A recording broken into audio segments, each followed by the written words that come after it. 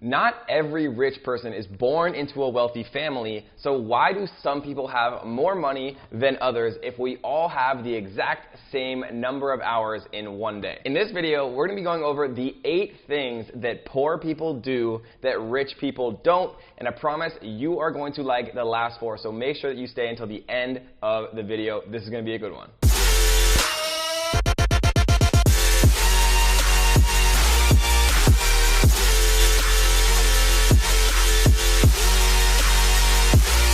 Alright guys, so we are going to count down from number 8. This is going to be a fun video. Number 8 is don't show off, right? These 2 guys right here, which one of them do you think is rich and which one of them do you think is poor? At first glance, you might think that the one on the left is actually the rich one, but oftentimes people who wear Gucci and wear Yeezys are just trying to look like they're rich. And it's usually those people who actually aren't rich. And this might be shocking to some viewers, but there is no reason in the world to buy a $1,000 pair of jeans when you can get the exact same thing, probably made in the exact same factory for literally 1/10 that price without the tiny little brand that some people are looking for. And rich people realize that buying name brand clothes for 10 times as much as they should cost is not a good investment and not a good use of money and wealth. Mark Zuckerberg is one of the richest people on the planet, and he wears the exact same shirt every single day, and Steve Jobs did the same exact thing. So the moral of the story for number 8 is there is no point to try to flex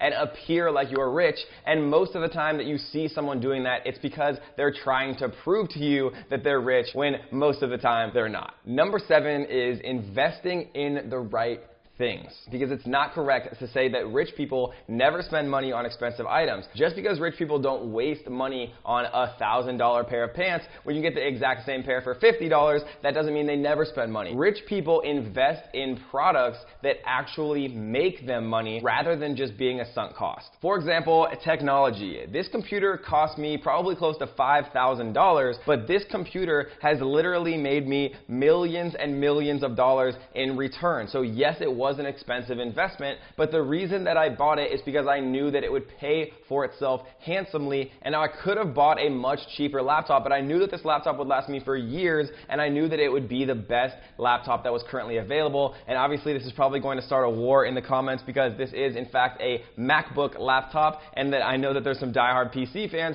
but the point is, guys, that I invested in a laptop that I knew I'd have for years and I knew I'd be working on every single day, rather than investing in a cheaper machine or a cheaper computer that would be slower and cause me more pain and not be able to do the things that I knew I needed to be done on that laptop. And so the moral of number 7 is spend money on things that will actually make you money rather than sunk costs like a $1,000 pair of pants. Number 6 is spending habits. Do you know anyone that always seems like they're struggling for money, but that same person always has a Venti caramel macchiato Starbucks cup in their hand and the brand new iPhone? A major difference between rich people and poor people is that rich people don't spend money on things they don't need, and poor people do. And poor people at the end of the month are always scratching their heads wondering where all their money went. And this puts them in a very unhappy, vicious cycle. They work and they spend all the money that they made working. Then they take another job to be able to spend more, but it's still not enough. The more they earn, the more they spend. They start working on the weekend and their life turns into a futile attempt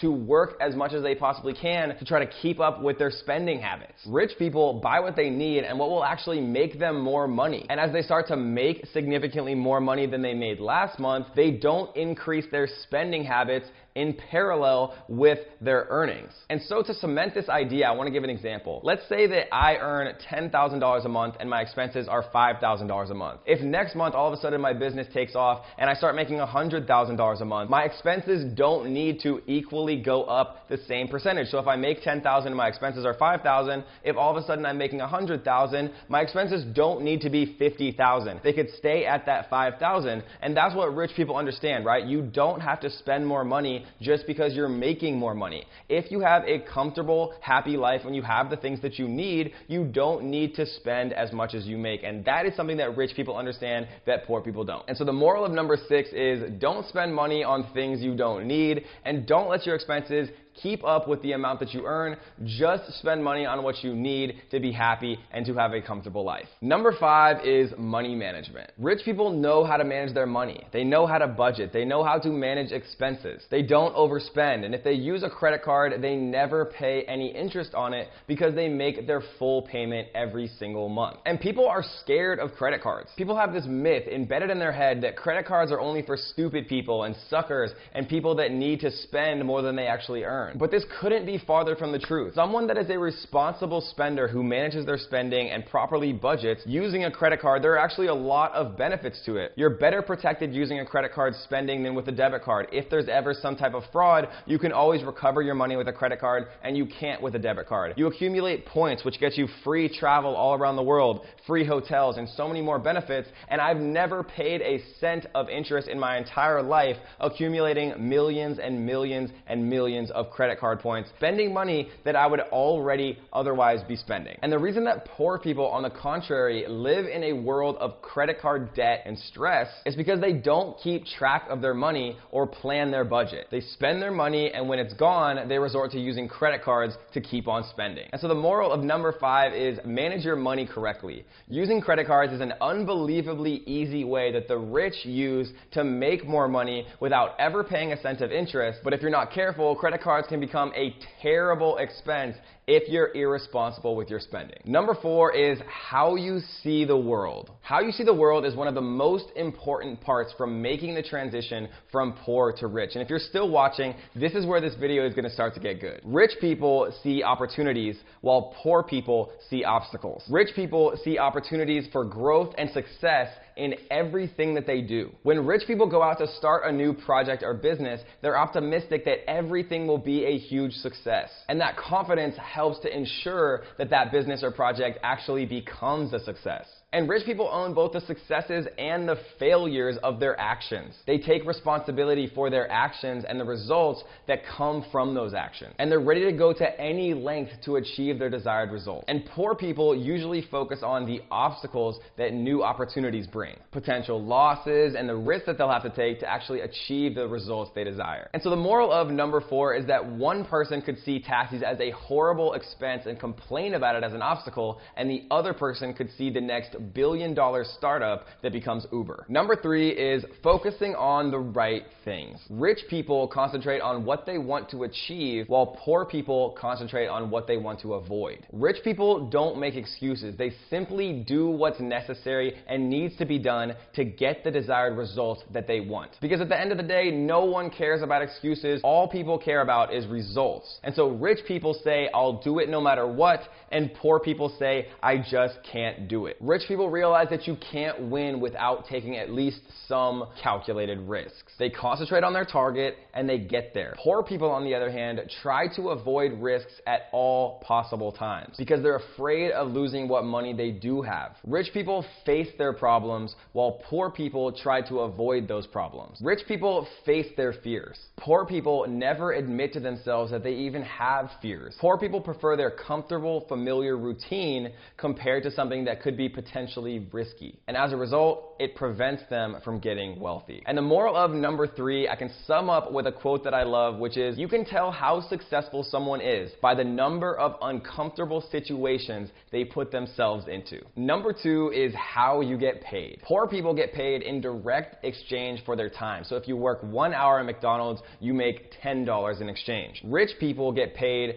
based on what they create and their results. Poor people get paid by the hour. Rich people get paid based on the automations and systems that they set up to make them money while they're not actively working. Michael Jordan was not paid based on how many hours he practiced. He was paid based on the game winners that he hit in the playoffs or his end results. And so the moral of number 2 is rich people get paid while they sleep, regardless of whether or not they're actively working. And poor people get paid in direct exchange for 1 hour of their time. And last and most importantly, number 1, which is learning. learning habits. Poor people go to high school or maybe college and they think that that's enough learning for one lifetime. Rich people never stop learning. They learn as much as they possibly can because they understand that knowledge is power. Poor people want everything done for them. They say, I don't know how to do it. Rich people also don't know how to do it, but they Google it. Because in the wise words of Jim Rohn, formal education makes you a living, but self-education makes you a fortune. And so to summarize, guys, your mindset is what makes the difference between being poor and being rich. How you spend your time, what you focus on, and what your habits are determine your wealth. So tell me in the comments below, do you have the mentality of a rich person or a poor person? And I'll pick my favorite comment down below and I'll give you a shout out in the next video. So if you enjoyed this video, make sure you click the like button and make sure that you subscribe. Turn on the little notification bells so that you can be up to date on all the brand new videos on how to make money online. And since so many people have been asking me, I get all of my entrepreneur clothes from a site called unemployed-ceo.com. So head over there and pick up the hottest merch for entrepreneurs. And if you haven't already, make sure you click this link right here to join our giveaway so that you could potentially win a brand new iPhone X or MacBook laptop and so much more. And until next time, my beautiful YouTube family, happy hustling.